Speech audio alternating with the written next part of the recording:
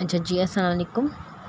अब हमारे पास इंटीग्रेशन के है नेक्स्ट वीडियो। मैं बता रही थी आप लोगों को कि इंटीग्रल्स जो होते हैं वो आपके पास टू टाइप्स के होते हैं। एक होता है डेफिनेट इंटीग्रल और एक होता है इनडेफिनेट इंटीग्रल। ठीक है, इसमें और इसमें ये फ़र्क है इन दोनों में कि इसमें आपके पास सिर्फ डेफिनेट इंटीग्रल इस तरीके से डिनोट होता है, इसके ऊपर कोई लिमिट्स वगैरह नहीं होती। ठीक है, ये जो है ना मतलब सारे एरिया के लिए आप लोग इसको मतलब फुल एरिया देता है ये आपको। और ये जो होता है आपके पास अगर इसमें लिमिट्स होती हैं ए से बी, मतलब इसका ये मतलब होता है फॉर एग्ज़ाम्पल ये आपके पास फंक्शन है।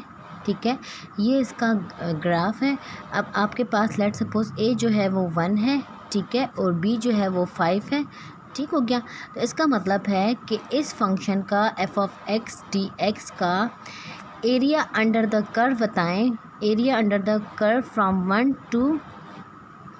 टू बी, मतलब फ्रॉम ए टू बी, मतलब 1 to 5। ठीक है, from area under the curve बताएं आपको कि इसने इस जगह तक कितना एरिया, कितनी स्पेस को कवर किया हुआ है। तो इसको हम कहते हैं डेफिनेट इंटीग्रल। इनडेफिनेट इंटीग्रल में ऐसा होता है कि आप सारा एरिया अंडर द कर्व जो है फंक्शन का full area under the curve मालूम करते हैं। ठीक है, full area under the curve मालूम करते हैं, जो कि एक वाकई आपके पास एक फंक्शन आता है। ठीक है, अच्छा नेक्स्ट अब आप लोगों के पास है कुछ एप्लीकेशंस। मैं आप लोगों को बताने जा रही हूँ कि एप्लीकेशंस ऑफ इंटीग्रेशन या हाँ एप्लीकेशन ऑफ इंटीग्रेशन क्या होते हैं। अभी हमने डेफिनेट इंटीग्रल को स्टार्ट नहीं किया, हम सिर्फ इनडेफिनेट इंटीग्रल को ही स्टडी कर रहे हैं। बट मैं आप लोगों को ये बताती हूँ कि इसकी एप्लीकेशन क्या है। ठीक है, ये इनडेफिनेट इंटीग्रल है। डेफिनेट इंटीग्रल तो आपको पता चल गया होगा कि एरिया मालूम करने के लिए होता है। अब इनडेफिनेट इंटीग्रल के एप्लीकेशंस क्या हैं वो हम पढ़ते हैं। ठीक है, तो यहाँ पर हमारे पास एक क्वेश्चन है। एक गाड़ी है, a car start from rest at s equals to 3 centimetre. ठीक है, from the origin and has acceleration at time t given by a equals to 2 minus 5 metre per second square, find velocity and displacement. यहाँ के पास आपको कहता है एक गाड़ी है। ठीक है, उसने जो है ना इतना डिस्टेंस रेस्ट पे थी। ठीक है, और उसने इतना डिस्टेंस जो है कवर किया है। ठीक है, और फ्रॉम द ओरिजिन पे थी, रेस्ट पे थी। ठीक है, और उसने एक्सेलरेशन कवर की कुछ टाइम टी में, और वो एक्सेलरेशन है 2t minus 5 metre per second square. Metre per second square acceleration का यूनिट होता है। हमने मालूम करना है फाइंड वेलोसिटी एंड डिस्प्लेसमेंट। अच्छा जी, जैसे कि आपको पता होगा कि हम थोड़ा सा फ़िज़िक्स की कंसेप्ट में जाते हैं। ये फ़िज़िक्स में एप्लीकेशन है डेरिवेटिव की।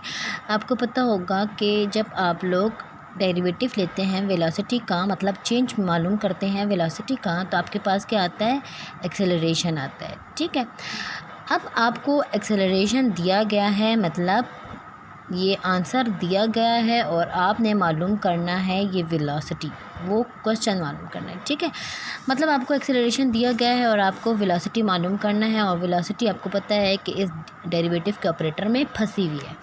ठीक है, एक्सेलरेशन मालूम करनी है और वो वेलोसिटी मालूम करनी है। एक्सेलरेशन आपको गिवन है, लेकिन आपको पता है कि वेलोसिटी जो है वो डेरिवेटिव का ऑपरेटर में फंसी हुई है। तो मैं आपको बताती चलूँ कि ए डी टी, मतलब ये डी टी इस साइड पे आ जाएगा। ठीक है, डी वी।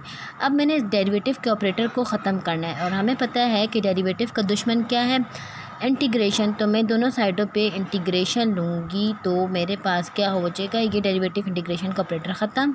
आपके पास आ जाएगा एक्सेलरेशन की integration is equals to V. इससे हमने ये फार्मूला जनरेट कर लिया कि हमारे पास अगर एक्सेलरेशन गिवन हो तो वेलोसिटी बराबर होगी इंटीग्रेशन ऑफ एक्सेलरेशन की। मैं दोबारा से एक्सप्लेन करने जा रही हूँ कि अगर आपके पास, आपको पता है कि एक्सेलरेशन जो मिलती है rate of change of instantaneous rate of change of displacement. Instantaneous इसलिए क्योंकि डेरिवेटिव में आपको मैंने बताया हुआ इंस्टेंटेनियस ही होता है। आपको चाहिए वेलोसिटी, लेकिन एक्सेलरेशन आपको गिवन है। ठीक है, तो आप डी टी मल्टीप्लाई कर लें। आपको पता है डेरिवेटिव का अपोजिट क्या होता है, इंटीग्रेशन। इंटीग्रेशन अप्लाई की, ये डेरिवेटिव इंटीग्रेशन कट आउट हो गए, कैंसिल हो गए, दोनों इन्वर्स हैं। तो आपके पास आ गया कि इंटीग्रेशन ऑफ एक्सेलरेशन आपको क्या देती है, वेलोसिटी।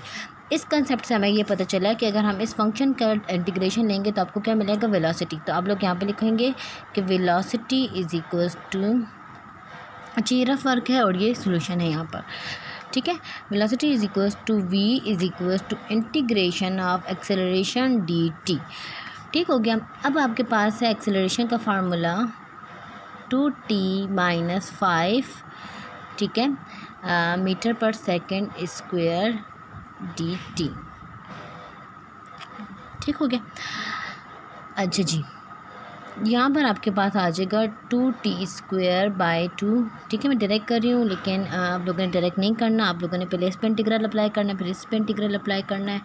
ठीक है, और फिर आपके पास आ जाएगा 5t, और यहाँ से आपके पास आ जाएगा मीटर पर सेकंड। क्यों मीटर पर सेकंड? क्योंकि -2 + 1 करें और आप इस पर डिवाइड करें तो आपके पास मीटर पर सेकंड ms-1 ही आता है।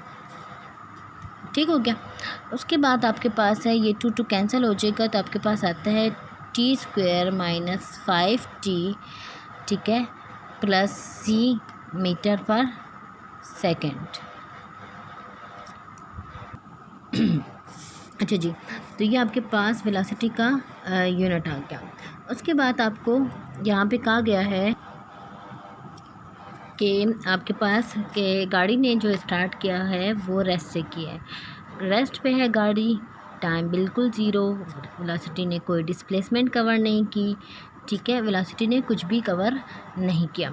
ठीक है, अब ये क्यों? क्योंकि गाड़ी थी आपके पास रेस्ट पे, टाइम ज़ीरो, वेलोसिटी ज़ीरो, बिल्कुल उस स्टॉप है ना। तो आपके पास यहाँ पे इस t की जगह 0 पुट करें और v की जगह 0 पुट करें, तो आपके पास आता है c 0 - 0 + c। इसका मतलब है कि जो आपका ओरिजिनल फंक्शन है वो सिर्फ़ और सिर्फ देखें इस कंडीशन से ना, रियल वर्ल्ड में इन कंडीशन से ही हमें कांस्टेंट की वैल्यू पता चलती है। तो इसका मतलब है कि हमारा फंक्शन कुछ भी नहीं है, बस t² - 5t है, कांस्टेंट इसमें नहीं है। ठीक हो गया। उसके बाद अब हमने मालूम करना है, क्या मालूम करना है? हमने डिस्टेंस मालूम करना है, सॉरी डिस्प्लेसमेंट मालूम करना है। क्या मालूम करना है हमने? डिस्प्लेसमेंट। ठीक है, अब आपको ये बात तो पता होगी कि मैं यहीं पे कर लेती हूँ। ठीक है, ये बात तो आपको पता होगी कि जब आप लोग ये करते हैं time rate, instantaneous rate of change मालूम करते हैं डिस्प्लेसमेंट का, तो वेलोसिटी आती है। ठीक है, इसी तरीके से हम दोनों साइडों पे dt मल्टीप्लाई करते हैं और इंटीग्रेशन लेंगे, तो आपके पास एक फार्मूला बन जाएगा जो कि बनेगा इंटीग्रेशन ऑफ v dt। देखें इस साइड पे अप्लाई कर रही हूँ, इक्वल्स टू ds, यानी कि आपके पास बन जाएगा s, यहाँ से s आएगा ना, s is equals to integration of velocity. अब आपके पास यहाँ पे वेलोसिटी आ चुकी है, ठीक है, जो कि है t² - 5t। तो आपने इसी की इंटीग्रेशन लेनी है, t² - 5t dt। ठीक है, मैं अब उसमें तो नहीं सिखाया था, इसमें सिखा देती हूँ कि t² पे आपने अलग अप्लाई करना है और माइनस का साइन, और 5t dt पे आपने अलग मालूम करना है। यहाँ से आपके पास आ जाएगा t3/3, बिकॉज 2 + 1 / 2 + 1। यहाँ से आ जाएगा 5/, और t2/2, क्यों? t पावर 1 है तो ये इंक्रीज़ होगी, 1 + 1 2 और डिवाइडेड बाई 2। अब यहाँ पे प्लस c लगा लेते हैं, इसमें भी तो कांस्टेंट आएगा कि नहीं? अच्छा, कांस्टेंट आपके पास आएगा। अब हमारे पास जो कंडीशंस हैं वो है s की वैल्यू है 3 और t की वैल्यू है 0। वापस में पुट करेंगे तो आपके पास आ जाएगा 3 = 0 - 0 + c। तो इस केस में c की वैल्यू क्या है? 3। तो इन शॉर्ट आपके पास जो आंसर आया है, वो क्या आया है? s is equals to t3/3 - 5t², t3/3 - 5t²/2 + 3, और ये रिक्वायर्ड आंसर है। ठीक है, नेक्स्ट अब हम जा रहे हैं कि अगर आपको एक देखिए क्वेश्चंस को जो है ना, ज़रूरी नहीं है कि शॉर्टकट तरीके से दिया गया हो कि इवॉल्यूएट दिस एंड इवॉल्यूएट दैट। ठीक है, अब थोड़ा सा कॉम्प्लिकेटेड क्वेश्चन आपको समझ आ जाए ना, तो तरीका आपको पता है।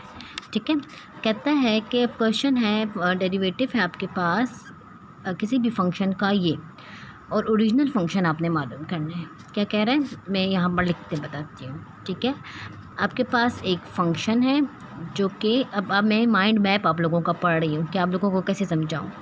फंक्शन आपके पास अननोन है, ठीक है, लेकिन डेरिवेटिव आपके पास उसका मौजूद है। जो क्या आता है, देखो ना, मैं यही कह रही हूँ ना, फंक्शन अननोन, डेरिवेटिव मौजूद है, जो क्या है plus 3x minus 9। I hope कि क्लियर हो गया होगा आप लोगों को। अब आपको पता है डेरिवेटिव का तो मतलब होता है D by D X. Y D by D X? Because here it is X, F of X equals to this. ऊपर से नीचे उतार लेती हूँ। अब क्या है, इस डी एक्स को आप दोनों साइडों पे मल्टीप्लाई करें।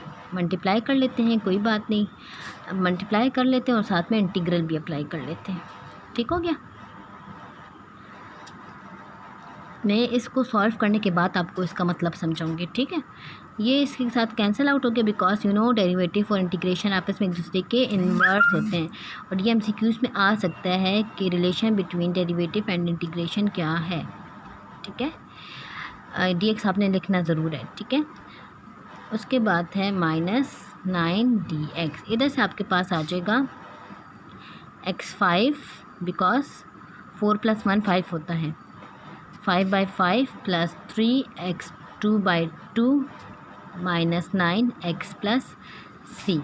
ये स्टेप मैंने कैसे किया, मैं यहाँ पर एक्सप्लेन करती हूँ ताकि आप लोगों में से जिसको समझ नहीं आई उसको समझ आ जाए। बेसिकली ना आपके पास पावर रूल है कि अगर यहाँ पे 4 हो ना तो इंटीग्रेशन में आप उसकी पावर को इंक्रीज़ करते हैं और उसी पावर पे डिवाइड करते हैं। फिर आ गया प्लस 3 बाहर जाएगा और x आपके पास अंदर रह जाएगा। और 9 है, और मैं आपको बता चुकी हूँ पीछे प्रॉपर्टीज़ पे 9 की इंटीग्रेशन 9x आती है। यहाँ पे इसकी पावर 1 है तो वो 1 + 1 डिवाइडेड बाई 1 + 1 2 हो जाएगी। तो इन शॉर्ट आपके पास ये आंसर आता है। अब था क्वेश्चन, अब ये तो अच्छा, ये हमारे पास आ गया f(x) की वैल्यू। इसका मतलब है कि हमने जो फंक्शन था उसको डेरिवेटिव से आज़ाद कर दिया है, ठीक है। हमने फंक्शन मालूम कर लिया। कहते हैं अगर कोई फंक्शन है आपके पास, उसका डेरिवेटिव मौजूद है, तो बताओ कि वो फंक्शन खुद बजाते खुद क्या था, ठीक है। तो मैंने आपको कहा हुआ है कि डेरिवेटिव मौजूद है, इसका मतलब है आपको आंसर दिया गया है डेरिवेटिव का और आपने सवाल मालूम करना है।